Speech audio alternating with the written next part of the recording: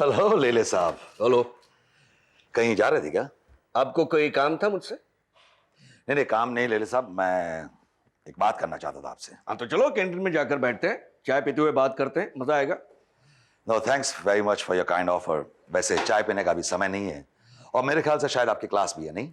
Class तो रोज होती है। तो आप क्लास लेने में दिलचस्पी नहीं रखते? आप कुछ बात करना चाहते थे ना मुझसे?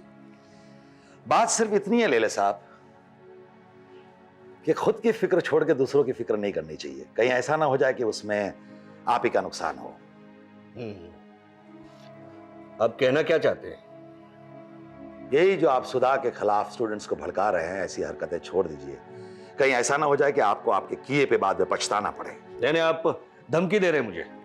नहीं, धमकी नहीं दे रहा हूं लेले साहब, सिर्फ समझा रहा हूं। आप पढ़े लिखे हैं, समझदार है और ऐसी बातें खुद को ही समझ लेनी चाहिए।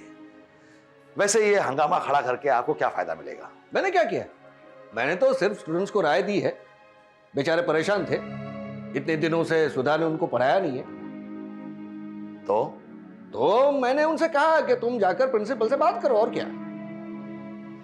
और आप जो कॉलेज आकर क्लास नहीं लेते उसका क्या? आपको किसने कहा कि मैं क्लास नहीं लेता? मुझे किसी ने कहा नहीं। अभी अभी तो आपने कहा था ना, चलो चाय पीते हैं, क्लास का क्या है, वो तो होती रहती है। तो आपको इस प्रोफेशन में नहीं होना चाहिए, आपको तो राजनीति जाके ज्वाइन कर लेनी चाहिए। यानी अब आप मुझे सिखाएंगे कि मुझे क्या करना चाहिए? नहीं, दूसरों के मामले में टांग अड़ाने का ठेका आपने ले रखा है। सुधा ने कॉलेज से छुट्टी ली है, वो कॉलेज आए ना आए ये उसकी मर्जी। अब किसी के पर्सनल मैटर को लेके स्टूडेंट्स में उछालने की कोई जरूरत नहीं है। यही तो मैं आपसे पूछना चाहता हूं, तो क्या सुधा के बारे में कोई बात कही गई तो आपको इतनी मिर्ची क्यों लगती है? मुझे मिर्ची इसलिए लगती है लेले साहब क्योंकि सुधा मेरी दोस्त है, मेरी कलीग है। मैं आपको भी अच्छी तरह से पहचानता हूं। हंगामा खड़ा करना ही सिर्फ आपका मकसद है। स्टूडेंट्स के भविष्य के बारे में, उनकी पढ़ाई के बारे में कोई दिलचस्पी नहीं है आपको। यानी वो घर बैठकर तनख्वाह लेती रहे और मैं चुप रहूं? आप तो ऐसे परेशान हो रहे हैं जैसे ये तनख्वाह आपके अपने जेब से निकल रही है। देखो, दोस्ती निभाने के चक्कर में तुम्हें किसी की गलती नहीं दिखाई देती तो मैं चुप नहीं रहूंगा। खुद की गलती को छुपाने के लिए किसी और की गलती को मत तलाशो लेले साहब। आपने पहले भी ऐसी कई हरकतें की है और मैंने बर्दाश्त की है। अब कहीं ऐसा ना हो जाए कि आपको सबक सिखाने के लिए मुझे कुछ गलत करना पड़े।